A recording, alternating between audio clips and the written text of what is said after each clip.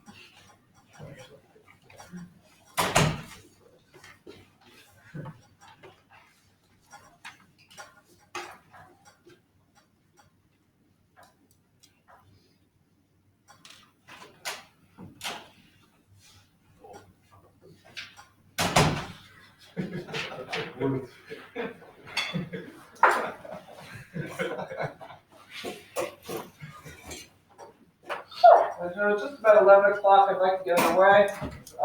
Today, as you can see from the map, we're going to be returning to Western Europe, and specifically a period that's sometimes referred to as the Central Middle Ages. So anywhere from right around the year 1000 to right around the year 1300.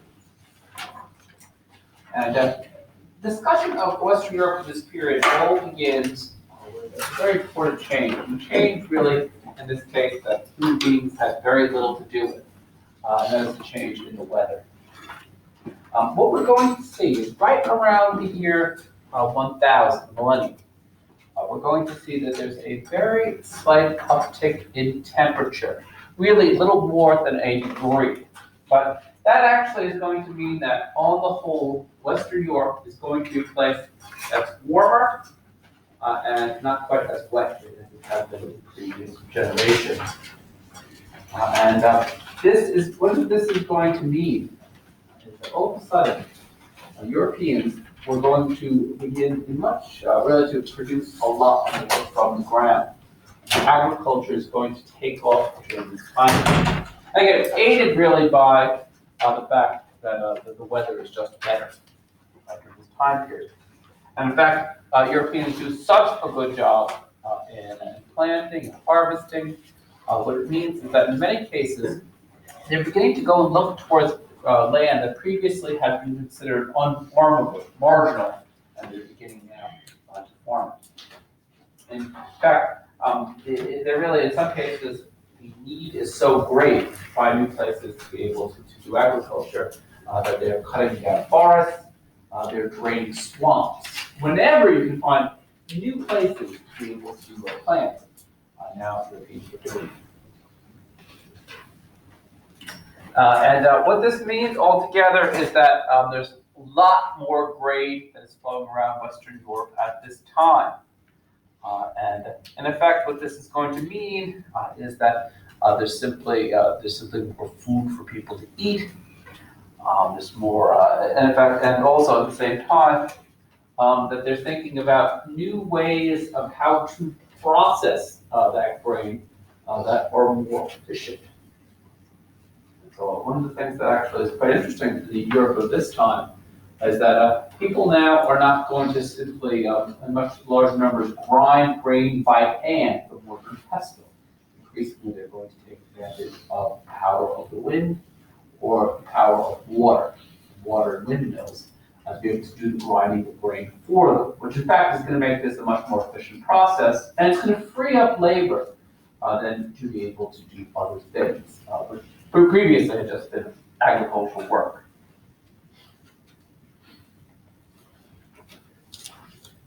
As Europeans do this, they're going to begin to recognize that there are some significant problems with how they had previously farmed. In the past, people very often would tend to use oxen when it came to plowing. The problem with oxen is that they're big, they're dumb, they're really very difficult to maneuver. And people recognize that time is actually of the essence that they use them anymore. And so increasingly people are beginning now to use horses as one of the primary animals to do farm work, especially the farm work of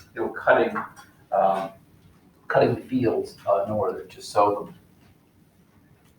As they do this, though, they notice two big problems that come with horses. The first, they had not previously tended to use horseshoes. And now Europeans now in much larger numbers are going to begin to fashion horseshoes to make sure that the shoes and the horses' hooves don't break down as quickly as they had previously. Even more importantly is this thing here, which is known as a yoke that connects the horse up with the plow.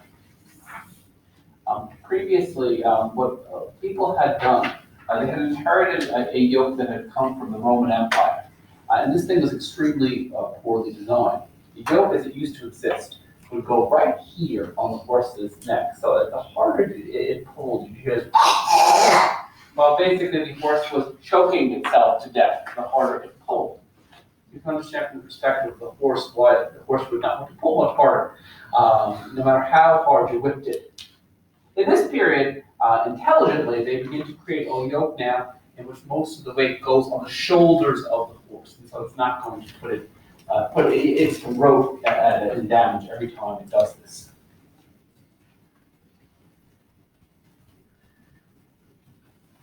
The other thing that I should say too is as people begin to work with the plow, they also begin very often to create much stronger plows than existed before. A lot of previous plows that had been adapted basically for the soils of the Mediterranean, the Roman world.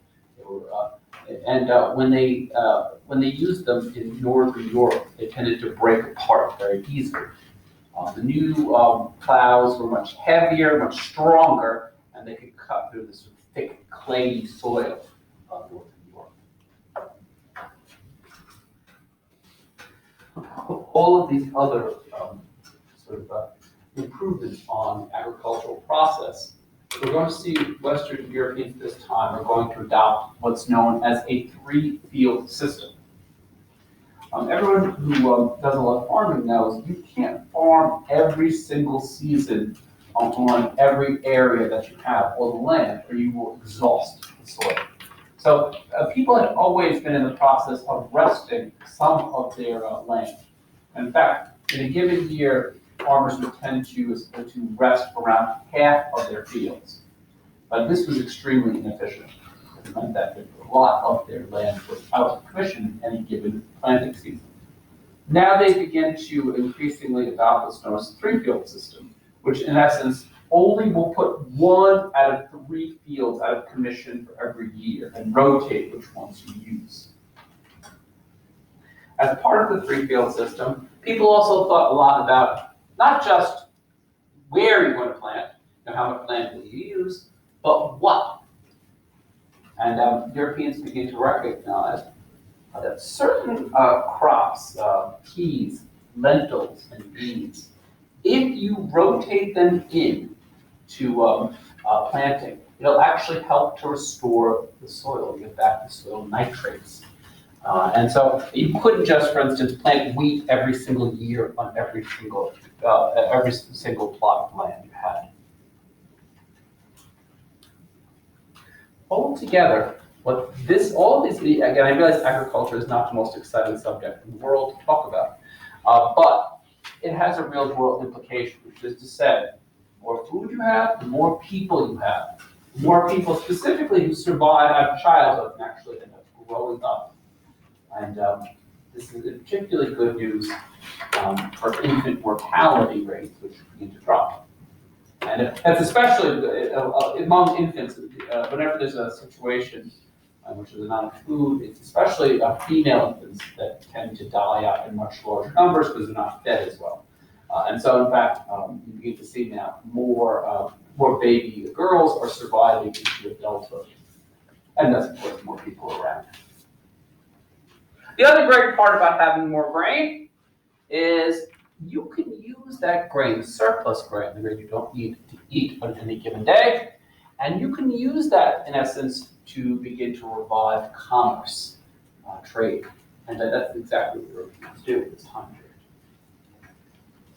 And in many cases, what Europeans will do is they'll take some of this excess grain and other crops that they produce, that they don't need themselves. They'll go elsewhere, they'll trade a lot of this grain away and get items in return that they can go in turn sell elsewhere. One example, for instance, of this is the city of Venice. All of you probably heard of Venice as, again, this great city on the water. And this is really the time period which Venice really begins to make its name. Then Venetians have a lot of countryside around their town. What they would do was they would take a lot of that excess grain, they would put it on ships, they would go out further to the east, then they would sell it or they would trade it for other items that then they could go bring back to Europe with them and sell again. We also begin to see all sorts of instances in which certain areas have become known for specialties, economic specialties that they're very good at producing. And so, for instance, in England, they end up producing a large number of sheep. And in fact, so many sheep that they can't actually process all of their wool themselves. And so what they actually end up doing is creating a market together with what today is modern day Belgium. The English will take their wool, raw, unprocessed wool, to Belgium. The Belgians then, in turn, will take that wool and weave it into clothing. And so, in fact, this market ends up becoming interdependent. They both need one another to be able to survive. Other places, for instance, if you're curious why, when France ends up becoming an important place for wine, production of wine, this is in fact a medieval phenomenon. The French become, because of their land, they actually the best wine, and they will trade it much farther afield as well. Now, on the one hand, this explosion then of trading is simply a matter of then people getting on their ships and going elsewhere. But this, of course, is a process that as it becomes, trading becomes much more of a way of life. It's quite annoying for merchants to always have to go elsewhere. And in fact, in some cases, you begin to see trade fairs, huge international trade fairs, beginning to blossom in parts of Western Europe now. So, for instance, right near the great city of Paris in France, many of these traders, these merchants, will set up all these little booths in which you can go and buy anything you need. Again, in some cases, we're really much farther afield. Now, some of the more traditional sort of landed nobles, people who had got most of their money just from owning a lot of land, they hated merchants. They thought they were scum, but they were also smart, and they recognized these people could make us a lot of money. And in fact, in many cases, some of the old nobles would allow these merchants to set up their fairs close by to their castles and everything, because then the merchants would give them a cut of the money that they received. They would tax them. And in fact, this was easy money for nobles because all they had to do was preserve order. You sent a couple guys out there who were knights, make sure that no fights broke out, make sure people could change money from one form to another, but otherwise it was easy. And that's why many nobles actually begin to accept the fact that merchants exist, because they could actually take advantage of their money. And in fact, commerce really shoots up to such a degree in this period now that for a long time in Western Europe, they didn't need to actually mint new coinage. They just used the same coins that in many cases had been circulating in Western Europe since the Roman Empire.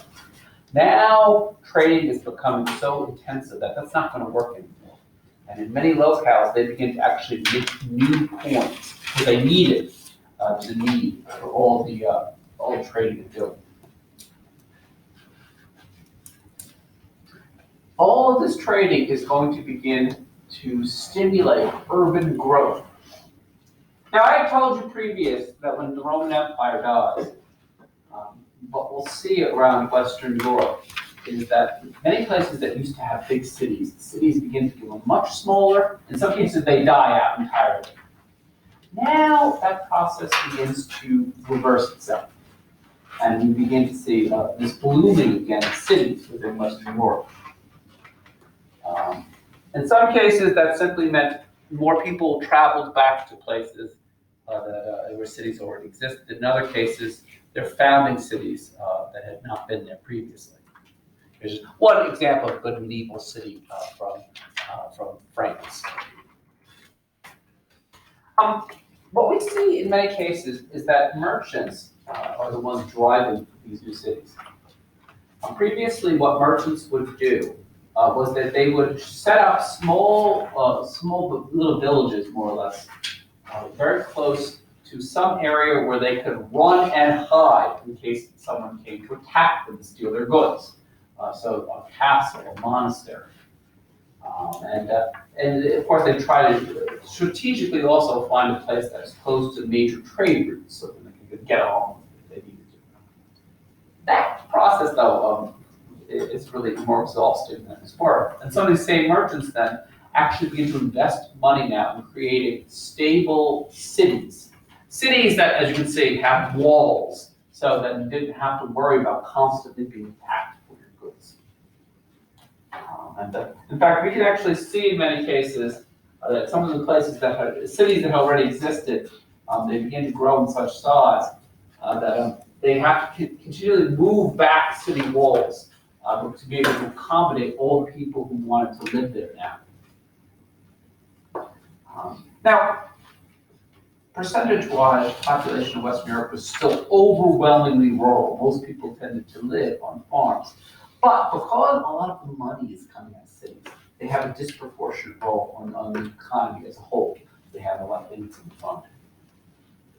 And in fact, what we begin to see now is that all sorts of craft workers, artisans, in particular, they set up shop in cities where you can do a lot more business a lot more quickly, especially considering these people were not all needed on the countryside. So we said they were being much more efficient about doing labor on the countryside now. And in some cases, people who were sons of knights, or some cases, sons of farmers would say that I'm going to move to the city, and I'm going to be an artisan. I'm going to be a merchant now. I'm going to leave behind the old ways. And the good part about moving to cities is that if you lived on the countryside, some of those traditional nobles who were there, they would extract so much money from peasants who lived in the countryside. They'd take a lot of your produce. They'd force you to do labor for free. It's not the same though in cities. In cities, you have to pay rent, it was usually fairly reasonable, and you don't have to do any service for nobles. It's a good deal. So in fact, many of these people were sons of people who were previously in much worse situations. They ran to cities. And even though technically a lot of peasants were tied to the land, they were not supposed to do that. Cities all had this rule that if you managed to get to a city and live there without being caught by your old master for a year and a day, then you'd be free forevermore from your old obligations. So if you went to a city and you were really good at hiding, then you would be totally free from any obligations that you would have previously. What we see now is that as these cities become larger and larger too, people who had common professions begin to bond together to be able to protect their interests. And these, they found what is referred to as guilds.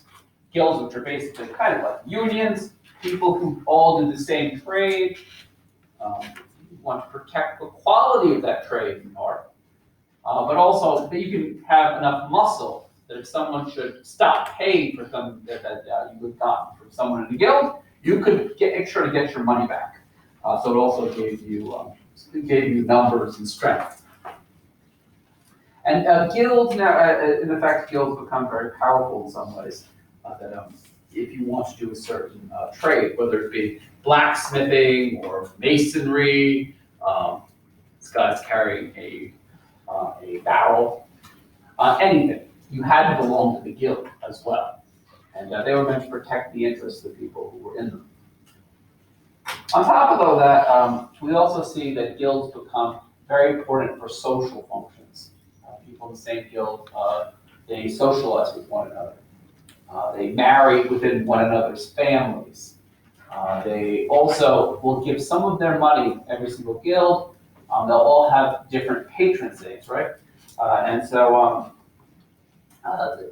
whenever the day of their patron saint came, they would sponsor a huge festival for everyone in the city. They could all attend. You could get free food and all sorts of things. Here about people crushing wine. Thinking a lot about wine at this time of the semester. Some of these patron saints were absolutely fantastic. For instance, the people who made tapestries, you need to have like these very long, sort of basically knitting needles to be able to do this. So they decided to take Saint Sebastian as their patron saint, because Sebastian had been run through with arrows. They had a sense of humor about it too. Some people, of course, were very happy with this new kind of merchant system. But it is fair to say that this increasing emphasis on money, on towns, on all these sort of things, in some cases actually proved to be something controversial. We do see some people in this period beginning to turn to the church, and in particular leading to new forms of religious life within the church that have not existed previously. So for instance, there was a foundation of a new Benedictine monastery known as Cluny in France. Now, of course, the Benedictines were not new by this point, they were very old. But these Benedictine monks said, we are going to strictly live the rule. They felt that they criticized some of the people who had previously been in the Benedictines, saying that they were not truly living up to the ideals of the rule of St. Benedict. So for instance, in Cluny, these monks said other monks are dependent upon secular powers. We will have no connection, we will not listen to secular powers at all. No. Other monks are sleeping around. We are going to make sure to remain 100% celibate. We're going to make sure to do all of our monastic duties, including the liturgy. The monks of Cluny had hours-long liturgies because they felt that was so important. Some people were even more extreme, though, than just going back to foundational documents. In fact, one of the new groups that comes into being in this period of the church is known as the Franciscans. You probably have heard of, of course, this today. The Franciscans really totally reject this new culture that they felt was obsessed with gaining money. In fact, St. Francis, when he founds this order, is so serious about rejecting money and all the bad things like greed that they felt came with money, that he did not allow the people who joined his order to even touch money for a certain period of time. They had to go around begging for their food. They had to wear what basically was like a potato sack on purpose, because they showed they didn't care about money the least bit. Gradually, though, the Franciscans were going to become, this, by the way, is St. Francis, giving up all his worldly possessions, including actually his clothing, to his father. And this is the bishop who's looking a little bit scandalized, so he has stripped down in front of everybody. What's interesting about the Franciscans is that they will, unlike some of the previous religious orders like the Benedictines that were in one place, right? The Benedictines are not supposed to travel a lot. Franciscans were not tied to any given monastery. They could go out, and they did go out, and they preached in all kinds of different places. In fact, spreading sermons and fighting against any deviant beliefs, heretical beliefs. It's also true that the Franciscans, many cases, people, you can understand, were hesitant to confess their sins to a local parish priest because you had to live with it. And you knew all your secrets. But confess your sins to a Franciscan, and he would take your sins with him once he left. Which you can understand was a much nicer arrangement for everyone. It's also this period in which the Pope ends up becoming far more of a religious and secular leader than he'd ever been previously. Now again, I don't mean to say the Pope is a new office, clearly not. But popes are going to take a much more aggressive role as leaders in the Western European world, including, we've already seen, sponsoring crusades. But it's not just crusades. Many popes, for instance, will insist now.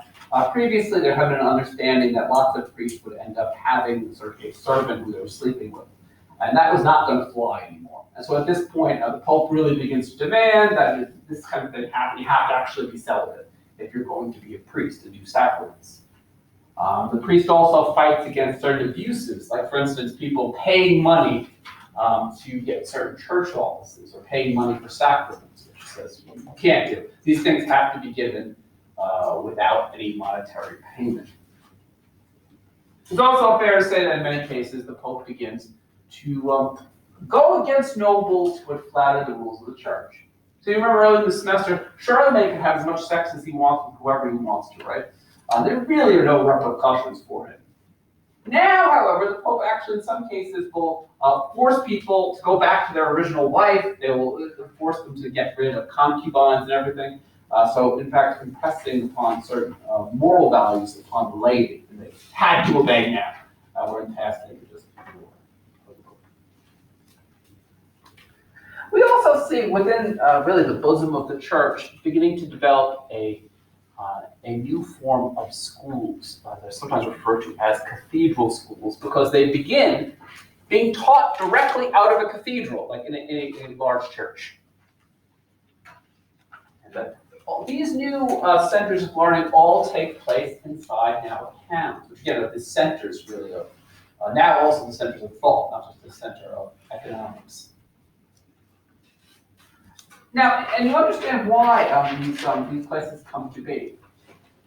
What we think is happening is that many of those people who are now coming to towns, they want to see their children do better than they did.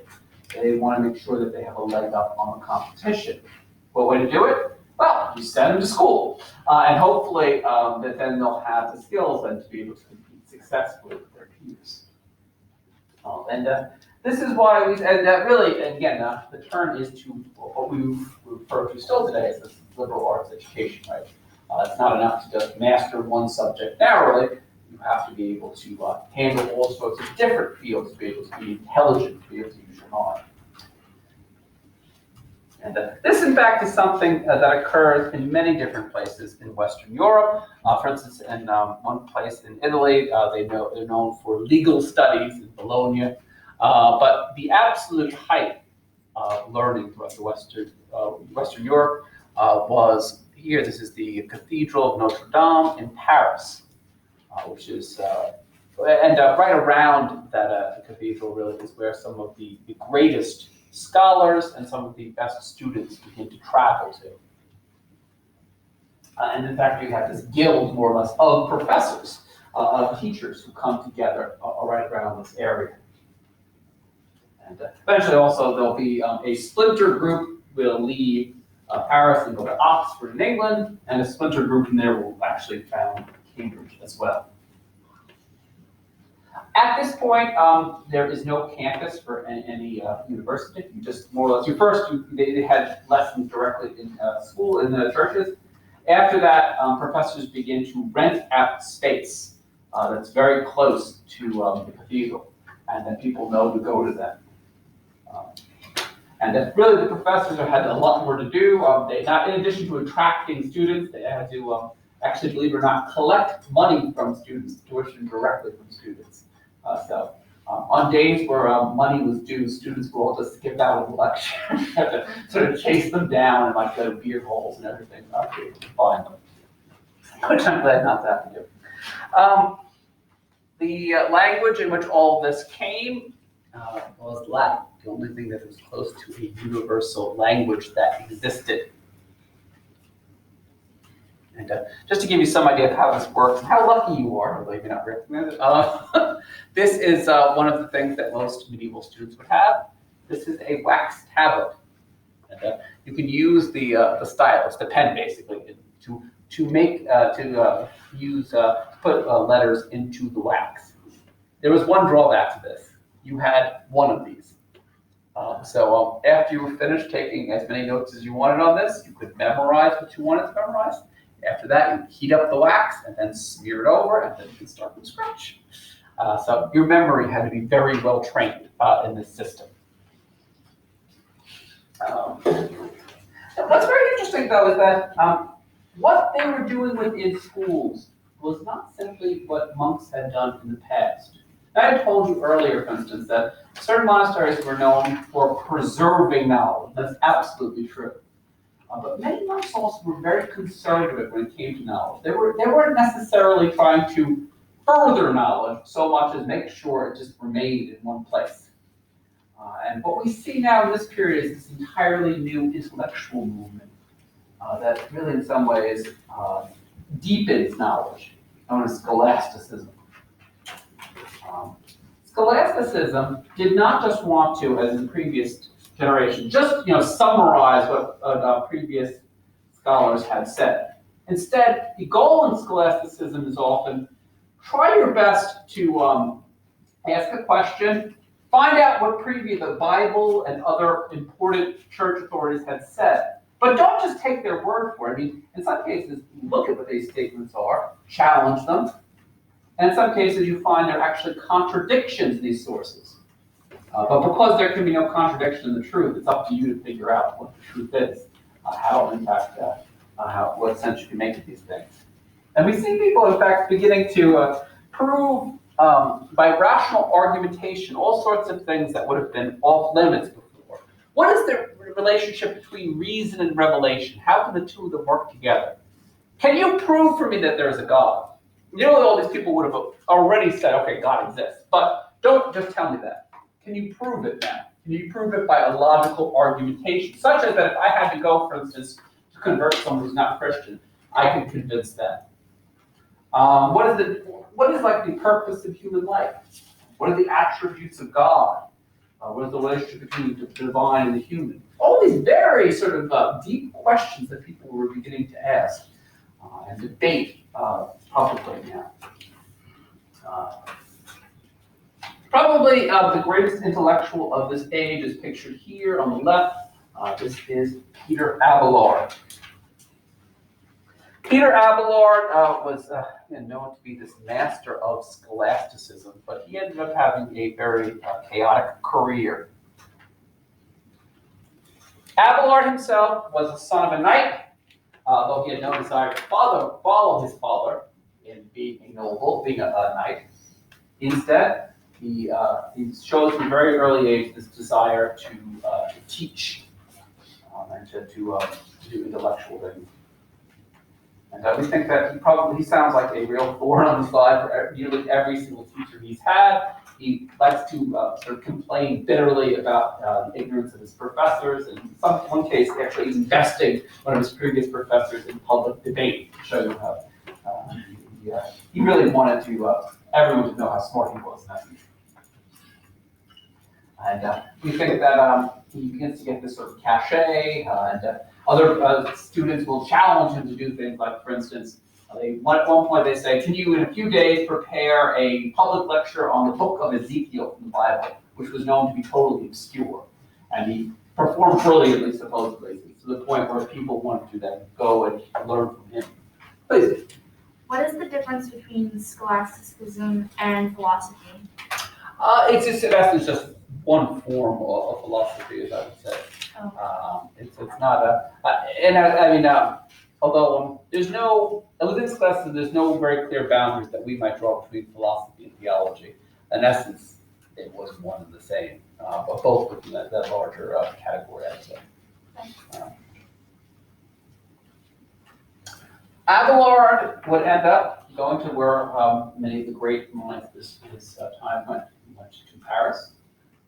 And the height of his career, supposedly, he was absolutely the best at argumentation, best at sort of analyzing text. And what's more, he was handsome and charismatic. And unfortunately, that would end up leading to his downfall. And he enters into a tragic love affair with the other person pictured in this medieval illumination. This is Heloise. And before I go any further, I should say, by the way, that we do think that Heloise herself, even apart from this relationship, did actually become quite learned in her own right. And she learns quite a bit about Scholasticism. Although, interestingly enough, women were really forbidden from attending universities in any standard way. So you had to learn from sort of an individual tutor. And that's, in fact, where Avalor comes into this picture. A local priest in Paris ended up inviting Avalor into his house. And then, in effect, the priest's household would do kind of all the things that Avalor didn't want to do, make his bed, make his food. In exchange, he would give free lessons to Heloise. Although he did teach her a lot, he unfortunately went outside the bounds of normal teaching, and within a short period of time, she ended up becoming pregnant. Heloise would, then of course you can imagine this local priest was completely dishonored by this situation. And he hired a group of local thugs to break into Avalor's new house and to castrate him. It is pretty hardcore. In any case, at this point, any real idea of having a marriage kind of dissipated at that point. And so both parties to this relationship decided to seek out the religious life. Actually, Heloise ends up becoming a renowned abbess of this new monastery. And actually is very good about guiding the nuns. Much less so Avalor, because he has such an arrogant personality, is intensely disliked by the monks in the monastery he joins. And in fact, at one point, they actually try to poison him. He really had a way of grating on people, it appears. What's very interesting is that, too, we have one of the people who study medieval history, we still have the letters between Avalor and Heloise after all of this went down.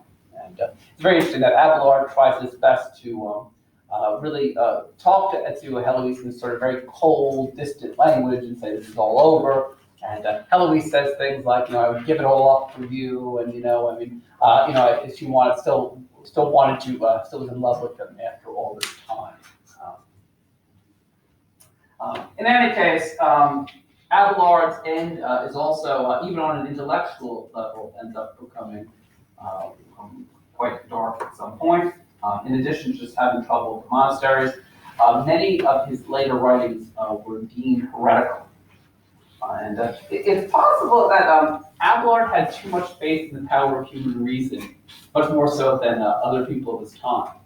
So he felt, for instance, you could essentially describe the Trinity just using logical terms. And many people reacted strongly against it. Well, that's a mystery. There's no way that you can actually comprehend that just by using logical terminology. The end result of all of this was that Avalor would actually be formally condemned. He would be forced to burn many of his own writings, and at the end of his life, he was silenced. He could not publicly teach. much at all. Because Parisians are weird, long after in the modern period, they decided to dig up the bodies of both Avalor and Heloise, and they have a little cute little a grave monument now, which they've reunited them long after death. So there you have it. In any case, it is fair to say, though, even though Avalor ends up having a sad end, we do think that this kind of method, of really, in many cases, challenging previous authorities, is one that is there to stay. One of the other things that ends up coming, in part because of this new legal system, but also because of the new commercial system, is that Western Europeans become a lot more interested in law than they previously had been before. We think that in many cases, we said in the early Middle Ages in Europe, there really was no good sort of system of law courts that existed. Peasants and most people simply had to go to a local noble to get any kind of judgment. You could decide what to do with it, or to do with people who had done something against you. And what that really meant in many cases is that there was no justice at all. There certainly wasn't need for anything like an academic study of law, because law was just a thing that local nobles handed out as they saw fit. But that was not good enough anymore. And in fact, as we see this intensification of trading, of merchants beginning in some cases to get into basic disputes about, for instance, contracts, or who had bought what from whom, and people then start to go to law courts to resolve this. Everyone begins to recognize that the sort of lack of system is going to prove to be very detrimental, and that needs to be resolved. So what we begin to see now is that some of the great minds in Europe begin to try to go back to a system of law that had answers to some of these questions that they were asking now about contracts and trading. And the only place they could really find it was in Roman law, which had not been used for centuries, but actually had answers to questions about trading on a much more sustained basis.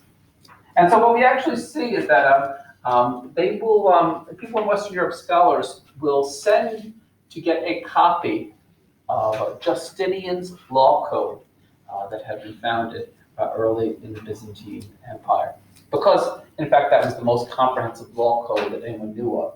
And they begin to make copies, and they're disseminated throughout Europe. This is not to say, that everybody immediately begins to adopt Roman law to the letter, because they don't. But Roman law is this great inspiration. All these academics now are going back and actually reading Roman law, and in many cases, they're being inspired by it to try to figure out ways to settle all these kind of disputes that are growing up among different merchants and artisans. In fact, throughout Europe, you begin to see, although again, there's no one adoption that everybody does Roman law all at once, it does mean that gradually now people are accepting Roman law, their terminology, and their really sophisticated way of handling law. And in fact, in many cases, some great scholars are actually becoming lawyers as well at this time period. Perhaps most importantly here, this is just a Roman law that has all sorts of commentary written around it, for instance. Perhaps the most important thing that all of this introduces is the idea that law is not something private that nobles can just give out to you as they choose. Law is a very public thing that has to extend to everybody now. All right.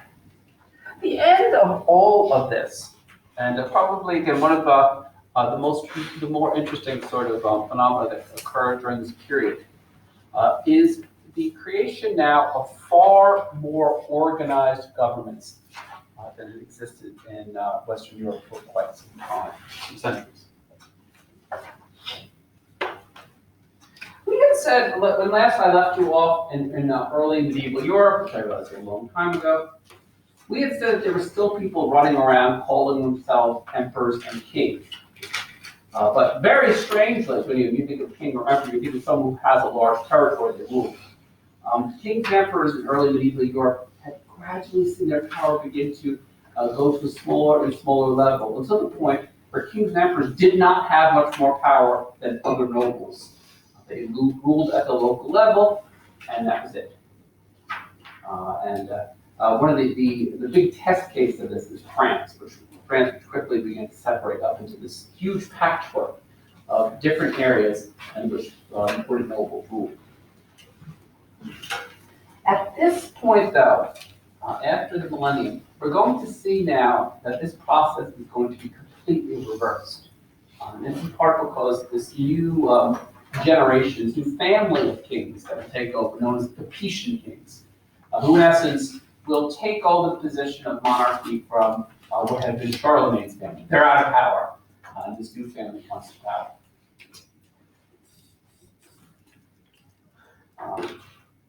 Initially, the Capetian Kings come into power.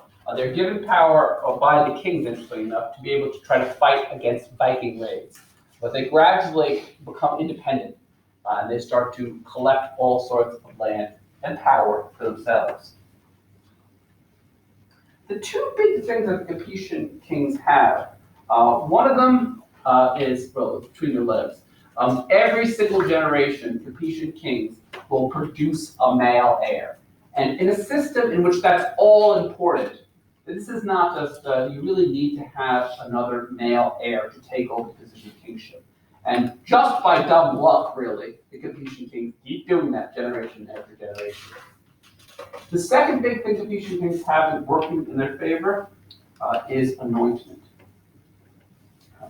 These kings begin to recognize, like all nobles, that their power is very precarious. You can really get rid of a king fairly easily if you want to. But they want something to mark them out as being different and being set apart and holier than all of you, certainly, but even other nobles. They want to make sure that they're at the top of the ladder. And that they do this with a religious ceremony now. They, in fact, begin to borrow from ceremonies in the church, especially probably confirmation. And what they do now is that the Capetian Kings will get a bishop to come to smear special holy oil on his head, on the king's head, and special prayers are said over his head. Said over him to be able to show that, in fact, he was blessed by God and he was set apart from more ordinary mortals. In fact, there was some even who would debate with the church whether or not coronation now, this anointment, actually constituted a sacrament or not, because it looked so much like a sacrament that it was almost indistinguishable. And originally, so the Capetian Kings had a good way to hold on to power, and then they were start to slowly scratch their way out of the hole that the monarchy had dug itself into. So initially, the Capetian Kings only have the area right around Paris.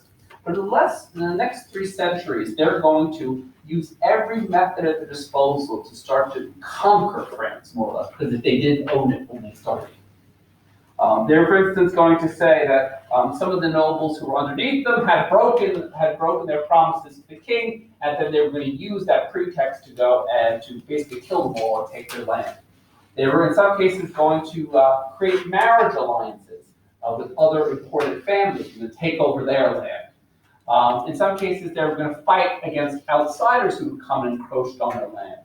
Little by little, this process works quite well. And all of a sudden, really the French monarchy is now going to look like an honest-to-goodness king. Someone who not only has a title, but who actually has power. Power, for instance, to tax. Power to do justice. And the king is the only person who can do justice within the entire realm.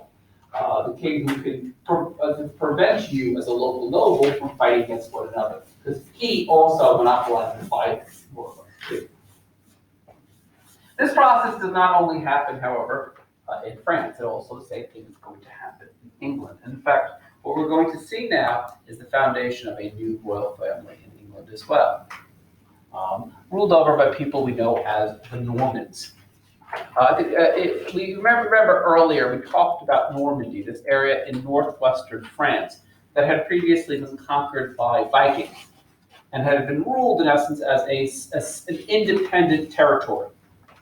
At this point now, one of the individual leaders of Normandy, this guy here, William, in his own time known as William the Bastard, we know him better as William the Conqueror, he will decide in a period of weakness for the monarchy of England, he is going to take a group of adventurers from around Western Europe and say, listen, come with me, we'll conquer the territory and I'll give you a bunch of land when we're successful.